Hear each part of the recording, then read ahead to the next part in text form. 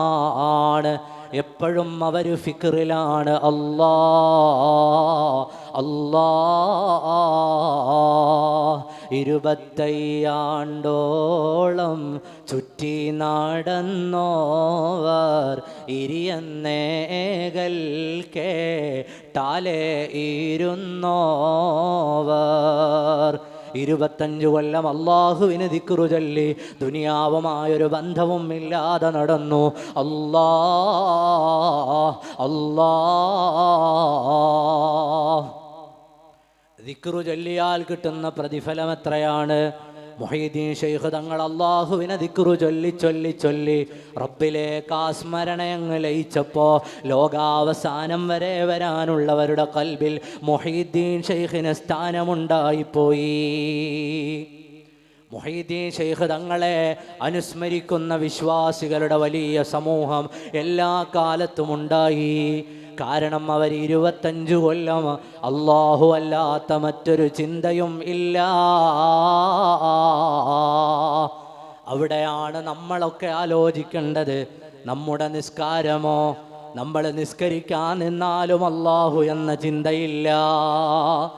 അവരെ നിസ്കരിക്കണമെന്നില്ല, വെറുതെ നടന്നാലും അതല്ലേ ഊണും ഉറക്കവും അതൊന്നുമേ ഇല്ലാതെ അവർ ദിക്റ് ചൊല്ലാണ്. നമ്മൾ ഇരുന്നാലും നമ്മുടെ കൽബിൽ ദുനിയാവിൻ്റെ ചിന്തയാണ്. എപ്പോഴും ദുനിയാവിൻ്റെ ചിന്തയാണ് നമ്മുടെ കൽബിലുണ്ടാവുക. എപ്പോഴും നമ്മുടെ കൽബിലുണ്ടാവുക എന്താ? നിസ്കരിക്കാൻ നിന്നാലും ദുനിയാവിൻ്റെ ചിന്ത. അവരെ നിസ്കരിച്ചില്ലെങ്കിലും നടന്നു പോകുന്ന വഴിയിലും അവർ അള്ളാഹുവിൻ്റെ ചിന്തയിലാണ്. ഇതാണ് അവരും നമ്മളും തമ്മിലുള്ള വ്യത്യാസം. അവർ അള്ളാഹുവിനെ വല്ലാതെ സ്മരിച്ചുകൊണ്ടേയിരിക്കുന്നു, എപ്പോഴും ദിക്റ് ചൊല്ലിക്കൊണ്ടേയിരിക്കുന്നു. നമ്മളൊരു ദിക്റ് ചൊല്ലിയാൽ കിട്ടുന്ന കൂലി എത്രയാ? നമുക്ക് പലർക്കും അറിയാത്തത് കൊണ്ടാണ്. ദിക്റുകൾക്ക് കിട്ടുന്ന കൂലി വളരെ വലുതാണ്. ചൊല്ലാം സുബ്ഹാനല്ലാഹ് വൽഹംദുലില്ലാഹ് വലാ ഇലാഹ ഇല്ലല്ലാഹു അല്ലാഹു അക്ബർ. ഈ ദിക്ർ അറിയാത്ത ആരെങ്കിലും ഉണ്ടോ ഈ സദസ്സിൽ? സുബ്ഹാനല്ലാഹി വൽഹംദുലില്ലാഹി വലാ ഇലാഹ ഇല്ലല്ലാഹു അല്ലാഹു അക്ബർ. ഒന്ന് ചൊല്ലി നോക്കിയേ. സുബ്ഹാനല്ലാഹി വൽഹംദുലില്ലാഹി വലാ ഇലാഹ ഇല്ലല്ലാഹു അല്ലാഹു അക്ബർ. സുബ്ഹാനല്ലാഹി വൽഹംദുലില്ലാഹി വലാ ഇലാഹ ഇല്ലല്ലാഹു അല്ലാഹു അക്ബർ. ചൊല്ലിയാൽ കിട്ടുന്ന പ്രതിഫലം എന്താ? നബി സല്ലല്ലാഹു അലൈഹി വസല്ലമ തങ്ങൾ മിഅ്റാജിന്റെ രാത്രിയിൽ സിദ്റത്തുൽ മുൻതഹയുടെ അരികിലെത്തിയപ്പോൾ അവിടെ ഒരാൾ ഇരിക്കുന്നു. ആരാണ്? സയ്യിദുനാ ഖലീലുല്ലാഹി ഇബ്രാഹിം അലൈഹിസ്സലാം. നബി തങ്ങളോട് ഇബ്രാഹിം നബി അലൈഹിസ്സലാമിൻ്റെ വർത്താനാണ്. നബിയെ, അങ്ങയുടെ ഉമ്മത്തിനോട് പറയണം, സ്വർഗത്തിൽ വൃക്ഷത്തൈകൾ നടാൻ, വിത്തു വിതയ്ക്കാൻ, മരങ്ങൾ നട്ടുപിടിപ്പിക്കാൻ. നബി സല്ലല്ലാഹു അലൈഹി വസല്ലമ തങ്ങളോട് ഇബ്രാഹിം നബി അലൈഹിസ്സലാം അങ്ങയുടെ ഉമ്മത്തിനോട് പറയണം, സ്വർഗത്തിൽ വൃക്ഷം നടാൻ, സ്വർഗത്തിൽ തൈകൾ നടാൻ പറയണം നബിയെ, സ്വർഗത്തിൽ വൃക്ഷം നടാൻ പറയണം നബിയെ.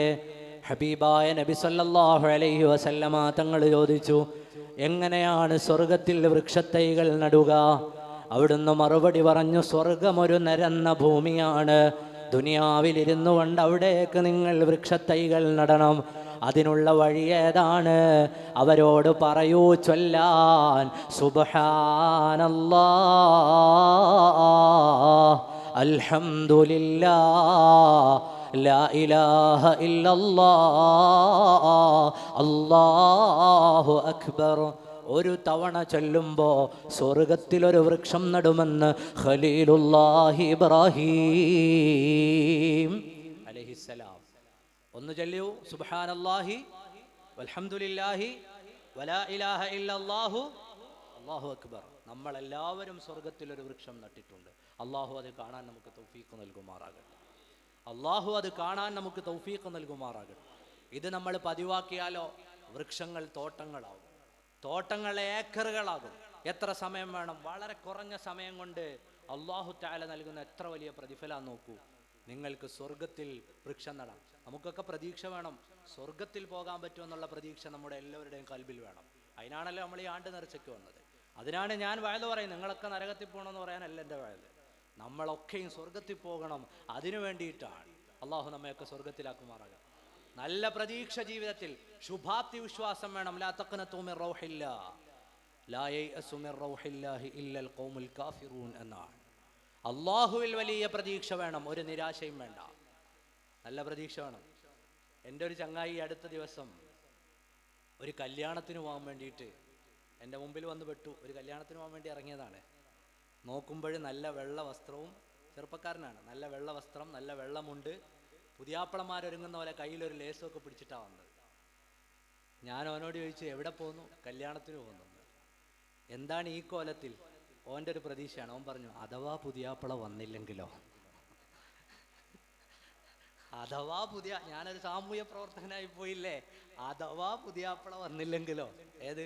വെള്ളമുണ്ട് കൊടുത്ത്, വെള്ള ഷർട്ട് ഇട്ട്, കയ്യിലൊരു ലേശം പിടിച്ച് പുതിയാപ്പളയെ പോലെ ഇറങ്ങുകയാണ്. എന്തിനാണ്? അഥവാ. അവൻ്റെ ഒരു പ്രതീക്ഷയാണ്. 99.9% അല്ല 100% പുതിയാപ്പള വരും. ഇനി ഒരു പക്ഷേ വന്നില്ലെങ്കിൽ ഒരു ചാൻസ് കിട്ടിയാലോ. ഇതുപോലെ സ്വർഗത്തെക്കുറിച്ച് നമുക്ക് നല്ല ശുഭാപ്തി വിശ്വാസം വേണം. അല്ലാഹു തആല നമ്മൾക്ക് നൽകും എന്നൊരു ഉറപ്പ് വേണം. ദുനിയാവിൽ എന്തെല്ലാം കാര്യങ്ങളിൽ നമുക്ക് എത്ര വിശ്വാസമുണ്ട്. അങ്ങനെയാണ് ചില ആളുകളുടെ മറുപടികൾ, ചില കാര്യങ്ങളിലൊക്കെ കിട്ടുന്ന മറുപടികൾ അങ്ങനെയാണ്. അഥവാ അങ്ങനെ ആണെങ്കിലോ. രൂപത്തിൽ, ചോക്ലേറ്റുകളുടെ രൂപത്തിൽ, സിറിഞ്ചുകളിൽ, സൗന്ദര്യവർദ്ധക വസ്തുക്കളുടെ രൂപത്തിൽ, സ്റ്റാമ്പുകളുടെ രൂപത്തിൽ, നിത്യജീവിതത്തിൽ ഉപയോഗിക്കുന്ന പല സാധനങ്ങളുടെയും അവസ്ഥയിൽ, രൂപത്തിൽ ഇന്ന് വലിയ അതിമാരകമായ ലഹരി മരുന്നുകൾ ഉപയോഗിക്കുന്ന, വിറ്റഴിക്കപ്പെടുന്ന സമയമാണ്. 6ാം ക്ലാസ്സുകാരൻ, 7ാം ക്ലാസ്സുകാരൻ, 8ാം ക്ലാസ്സുകാരനൊക്കെ ലഹരി മരുന്നിന് അടിമപ്പെട്ട ഒരു കാലത്താണ് നമ്മളുള്ളത്. ഈ തിരിച്ചറിവ് എല്ലാ ആളുകൾക്കും ഉണ്ടാവണം. നമ്മുടെ മക്കളെ നമ്മൾ കൃത്യമായി മോണിറ്റർ ചെയ്യണം. ആ മക്കൾക്ക് വേണ്ട നിർദ്ദേശങ്ങൾ നൽകണം. നല്ല ഭാവി ഉണ്ടാവേണ്ട മക്കളാണ്. നമ്മളെ സംബന്ധിച്ചിടത്തോളം നമ്മളെ മക്കൾ ചെറുതല്ല.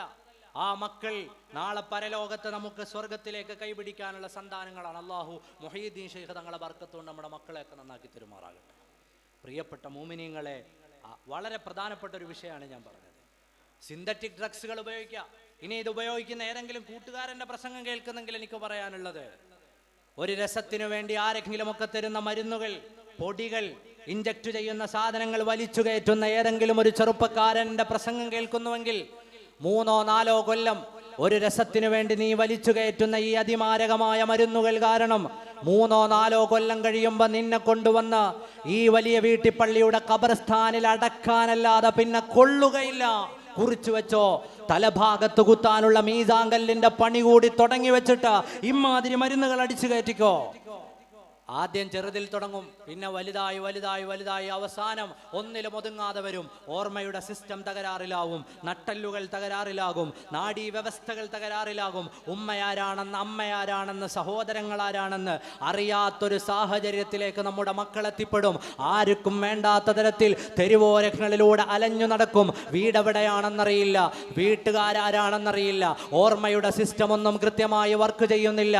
ആരൊക്കെയോ വെച്ചു നീട്ടിത്തന്ന പൊടികൾ വലിച്ചു കയറ്റി, മൂക്കിലേക്ക് വലിച്ചു കയറ്റി, ശരീരത്തിൽ ഇഞ്ചക്ട് ചെയ്ത്, നാവുകൊണ്ട് നക്കി, ചുണ്ടിന്റെ അടിയിലേക്ക് തിരികെ വെച്ച് ലഹരി നുണയുന്ന ചെറുപ്പക്കാരന്റെ ശബ്ദം കേൾക്കുന്നുവെങ്കിൽ 10 കൊല്ലം കഴിയുമ്പോൾ ഈ ലോകത്തിന് വേണ്ടാത്ത വേസ്റ്റുകളായി നിങ്ങൾ മാറും. നിങ്ങൾക്കൊരു പുരോഗതിയും ഉണ്ടാവുകയില്ല, വളർച്ചയുണ്ടാവുകയില്ല, വികാസമുണ്ടാവുകയില്ല, കരിയർ ഉണ്ടാവുകയില്ല, ലോകത്തിന്റെ മുമ്പിൽ അഭിമാനകരമായ ഒരു ജീവിതം ഉണ്ടാവുകയില്ല.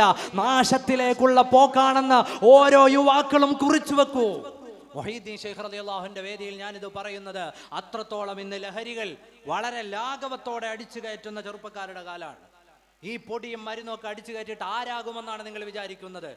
അളവ് കൂടി കൂടി കൂടി വായയിലൂടെ പത വന്ന് ഞൊര വന്ന് WHO ഒക്കെ വർത്തമാനമുണ്ട്. ഒരു 10 കൊല്ലം കഴിയുമ്പോൾ അടിച്ചു കയറ്റുന്ന മരുന്നുകൾ കാരണം തെരുവോരങ്ങളിൽ പ്രേതങ്ങളെ പോലെ അലയുന്ന ചെറുപ്പക്കാരുണ്ടാവും.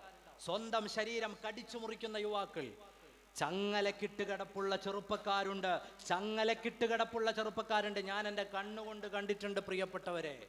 ലഹരിക്ക് അഡിക്റ്റ് ആയിട്ട് അതിൽ നിന്ന് പിന്മാറാൻ കൊണ്ടുവന്ന സ്ഥലത്ത് ചങ്ങലക്കിട്ട് ഇട്ടിരിക്കുന്ന യുവാക്കളുണ്ട്. നിങ്ങൾ ആലോചിച്ച് നോക്കൂ, ഈ ലഹരി അടിച്ചതിൽ നിന്ന് ഏതെങ്കിലും ഒരെണ്ണം നാളെ പറയാൻ കൊള്ളാവുന്ന ഒരു പ്രൊഫഷനിൽ എത്തിച്ചേരുമോ? ഒരു നല്ല ഡോക്ടർ, ഒരു നല്ല എഞ്ചിനീയർ, അല്ലെങ്കിൽ ഏതെങ്കിലും ഈ നാടിന് ഉപകാരമുള്ള ഒരു പ്രൊഫഷനിൽ അവൻ എത്തുമോ? ഇല്ല. നമ്മൾ രക്ഷകർത്താക്കൾ, ചെറുപ്പക്കാർ വിചാരിക്കുന്നത് ഇതൊക്കെ പുരോഗമനാണെന്നല്ല. പുരോഗമനമല്ല, നാശാണ്. ഇറങ്ങുന്നതിന് മുമ്പ് നിങ്ങൾക്കുള്ള ഖബറ് കൂടി തയ്യാറാക്കി വെച്ചിട്ട് ഇറങ്ങിക്കോ, അതായിരിക്കും നല്ലത്. ഞാനിത് ഗൗരവമായി എൻ്റെ രക്ഷകർത്താക്കളോട് പറയുന്നു. എന്തെങ്കിലും ഒരു പഴുത് കിട്ടിയാൽ ഇത് അടിക്കാൻ നിൽക്കുക. ഈ അടുത്ത ദിവസം എനിക്കൊരാളൊരു മെസ്സേജ് അയച്ചു, ഉസ്താദെ കള്ള് എന്ന് പറഞ്ഞാൽ അത് മറ്റേ കുടിക്കുന്ന സാധനമല്ലേ, കഞ്ചാവൊന്നും അതിൻ്റെ പരിധി വരില്ലല്ലോ, അതടിക്കാമല്ലോ, അത് ഹലാലല്ലേ. കള്ള് എന്ന് പറഞ്ഞാൽ മറ്റേ കുടിക്കുന്ന, ആര് പറഞ്ഞു? ഖംറ് എന്ന് പറഞ്ഞാൽ തന്നെ ബുദ്ധി മറയ്ക്കുന്ന സാധനമാണ്. അത് ഏതും അതിൻ്റെ ചെറിയ അളവ് പോലും കുല്ലു മുസ്കിരിൻ ഹറാം, അതിലിനി അഭിപ്രായ വ്യത്യാസമില്ല. വേറൊരു കുട്ടിയുടെ മറുപടി ഉണ്ട്, വാപ്പയും ഉമ്മയും ഒക്കെ കയ്യോടെ പിടിച്ചു ഇയാളിത് ഉപയോഗിക്കുന്നത്. പിടിച്ചിട്ട് കൊണ്ടുവന്ന് മുന്നിലിരുത്തി വർത്താനം പറഞ്ഞു തുടങ്ങിയപ്പോൾ എന്തിനാ മോനെ ഇതൊക്കെ ഉപയോഗിക്കുന്നതെന്ന് ചോദിച്ചു. അവസാനം ഞാനൊരു മുസ്ലിയാരായതുകൊണ്ടും ഇരിക്കുന്നത് പള്ളിയുടെ മേലെ ആയതുകൊണ്ടും ഓൻ പറഞ്ഞു, ഉസ്താദെ ഇതൊക്കെ അടിച്ചിട്ട് നമ്മൾ നിസ്കരിക്കാൻ നിൽക്കണം, പടച്ചോനെ അല്ലാതെ കാണാൻ പറ്റൂല. എനിക്ക് തോന്നിപ്പോയേ, അത് ഭയങ്കര സന്തോഷത്തോടുകൂടി പറയാണ്, ഇതൊക്കെ കഴിഞ്ഞിട്ട് നിസ്കരിക്കാൻ നിൽക്കണം. എനിക്ക് തോന്നി അസറിനിറങ്ങുമ്പോൾ അവൻ ഒരു പൊതി എനിക്കും തരാൻ സാധ്യതയുണ്ട്. കാര്യം എന്താ, നമ്മളൊക്കെ ആഗ്രഹിക്കുന്നത്, എല്ലാവരും ആഗ്രഹിക്കുന്നത് അള്ളാനെ കണ്ട് നിസ്കരിക്കണമെന്നല്ലേ, പടച്ചോനെ കണ്ടിട്ട് ഇബാദത്ത് ചെയ്യണോ നമുക്ക് ആഗ്രഹമില്ലേ? ഒരു 2 റക്അത്തെങ്കിലും എൻ്റെ റബ്ബേ എന്നുള്ള ചിന്തയിൽ മാത്രം നിസ്കരിക്കണമെന്ന് വിചാരിക്കുന്നില്ലേ? അപ്പം പറയാണ് ഇതൊക്കെ അടിച്ചിട്ട് അങ്ങനെ നിൽക്കണം, അള്ളാനെ അല്ലാതൊന്നും കാണാൻ പറ്റൂല. ഇജാതി മറുപടിയൊക്കെ തയ്യാറാക്കി വെച്ചിട്ടാണ് ചെറുപ്പക്കാർ ഇത്തരം ചില കാര്യങ്ങളിലേക്കൊക്കെ ഇറങ്ങുക. ഞാൻ തമാശയായി പറഞ്ഞെങ്കിലും പല കൂട്ടുകാരും 6ാം ക്ലാസ്സും 7ാം ക്ലാസ്സും 8ാം ക്ലാസ്സും ഒക്കെ പഠിക്കുന്ന മക്കൾ, പെൺകുട്ടികൾ ഉൾപ്പെടെ ഈ അപകടത്തിലെത്തിയിട്ടുണ്ട്. മഹല്ല് ജമാഅത്ത് കമ്മിറ്റികളോട് എനിക്ക് പറയാനുള്ളത്, നമ്മുടെ നാടുകളിൽ ഇത്തരം അവസ്ഥയിലെത്തിയ ചെറുപ്പക്കാരോ കൂട്ടുകാരോ ഉണ്ടെങ്കിൽ അവരെ കണ്ടെത്തി അവർക്ക് കൃത്യമായ കൗൺസിലിംഗ് നൽകി അവർക്ക് ആവശ്യമായ ചികിത്സ നൽകണം. ഇപ്പൊ വേറൊരു ട്രെൻഡും കൂടിയുണ്ട്, ലഹരി ഉപയോഗിക്കുന്നവരെ മഹല്ലിൽ വേണ്ട. ഒറ്റ പ്രസ്താവന കൊണ്ട് മഹല്ല് കമ്മിറ്റികൾ കൈ കഴുകാണ്. ഒരിക്കലും ചെയ്യാൻ പാടില്ല. ലഹരി ഉപയോഗിക്കുന്നവനെ മഹല്ലിൽ വേണ്ട. ആര് പഠിപ്പിച്ചു? അള്ളാഹുവിന്റെ റസൂലിന്റെ മുമ്പിലേക്ക് ഒരു സ്വഹാബി വരുന്നു, യാ റസൂലല്ലാ, ഞാൻ അറിയാതെ ലഹരി ഉപയോഗിച്ചു പോയി നബിയെ, എനിക്ക് പരിഹാരം പറഞ്ഞു തരണം. ഹബീബായ നബി തങ്ങളുടെ മുമ്പിലേക്ക് വന്ന സ്വഹാബിമാരില്ലേ, തെറ്റ് ചെയ്തു പോയി പരിഹാരം വേണം. നമ്മുടെ മഹല്ലുകൾ നമ്മുടെ ചെറുപ്പക്കാരെ കൂട്ടിപ്പിടിക്കാനുള്ളതാണ്. ലഹരി ഉപയോഗിച്ചെങ്കിൽ ആ കുട്ടിയുടെ പിതാവിന് മഹല്ല് കമ്മിറ്റിയോട് പറയാൻ പറ്റണം, എൻ്റെ മകന് ആവശ്യമായ ഒരു ചികിത്സ നൽകണം. കാരണം ഈ മഹല്ലിൻ്റെ അടുത്ത തലമുറ, അടുത്ത ഭാവി, ഫ്യൂച്ചറാണവൻ. അവനെ അങ്ങ് കൈയൊഴിഞ്ഞ് കളയാ. നമ്മുടെ ഒരു കുഞ്ഞിനെ നമ്മൾ കൈയൊഴിയുമ്പോൾ അവനെ ഏറ്റെടുക്കാൻ പുറത്ത് തീവ്രവാദ സംഘങ്ങളുണ്ട്, ഭീകരവാദ പ്രവർത്തകരുണ്ട്. ഉമ്മയാരാണെന്നോ ഉപ്പയാരാണെന്നോ പെങ്ങളാരാണെന്നോ തിരിച്ചറിവില്ലാത്ത നാസ്തികർ എന്ന പേരിൽ, നാസ്തികർ എന്ന ഓമന പേരിട്ട് വിളിക്കുന്ന ലിബറൽ വാദികളായ ആളുകളുണ്ട്. സ്വന്തം മാതാക്കളോട് പോലും ലൈംഗിക ബന്ധം നടത്തണമെന്ന് പറയുന്ന വലിയ ഭ്രാന്തമായൊരു സമൂഹം പുറത്തുണ്ട്. അവരെ കൂട്ടിക്കൊണ്ടുപോകാൻ ലഹരി മരുന്ന് മാഫിയകളുണ്ട്. അവരെ നശിപ്പിച്ചു കളയാൻ എത്രയോ സംഘങ്ങൾ കാത്തു നിൽക്കുന്നു. ഒരു മഹല്ലിൽ നിന്ന് ഒരു ചെറുപ്പക്കാരനെയും നിങ്ങൾ പുറത്താക്കി കൈ കഴുകല്ല. അവനെ വിളിച്ചു കൊണ്ടുപോയി മഹല്ലിന്റെ ചെലവിൽ അല്ലെങ്കിൽ അവന്റെ ഉപ്പയുടെ ചെലവിൽ ആവശ്യമായ ചികിത്സകൾ നൽകണം. ആ മക്കളെ കൂട്ടിപ്പിടിക്കണം. കൂട്ടിപ്പിടിക്കാനാണ് മഹല്ലുകൾ, ഒഴിവാക്കി കളയാനല്ല. അങ്ങനെയാണ് മഹല്ല് കമ്മിറ്റികൾ ചിന്തിക്കേണ്ടത്. ഇത് 2 വരി പ്രസ്താവന നാളെ മനോരമയിൽ വരും. മനോരമയുടെ അവസ്ഥ പറയാതിരിക്കലല്ലേ. അതുകൊണ്ട് മഹല്ല് കമ്മിറ്റി കൂടിയായിരുന്നു തീരുമാനിച്ചു, ഇനി ലഹരി ഉപയോഗിക്കുന്നവർ ഇവിടെ വേണ്ട. അങ്ങനെ പറയാൻ ഒരു മഹല്ല് കമ്മിറ്റിയെയും ഇവിടെ ആരും ഏർപ്പെടുത്തിയിട്ടില്ല. ഇവിടെ നിന്നല്ല, എവിടെയും മഹല്ല് ജമാഅത്തുകൾക്ക് വലിയ ഉത്തരവാദിത്തമുള്ള കാലമാണ്. വർഗീയത പടരുമ്പോൾ സമൂഹത്തിലെ വ്യത്യസ്തങ്ങളായ മതവിഭാഗങ്ങളെ കൂട്ടിയിരുത്തി സൗഹാർദ്ദം ഊട്ടിയുറപ്പിക്കണം. അല്ലാഹു തആല അതിനൊക്കെ നമുക്ക് തൗഫീഖ് നൽകുമാറാകട്ടെ. ഈ ലഹരി ചെറിയൊരു വിഷയമല്ല. അതുകൊണ്ട് എല്ലാ മാതാപിതാക്കളും സഹോദരങ്ങളും അത് കൽബിൽ എപ്പോഴും കരുതണം. മക്കൾക്ക് വേണ്ടി നല്ലപോലെ ദ്വാരക്കണം.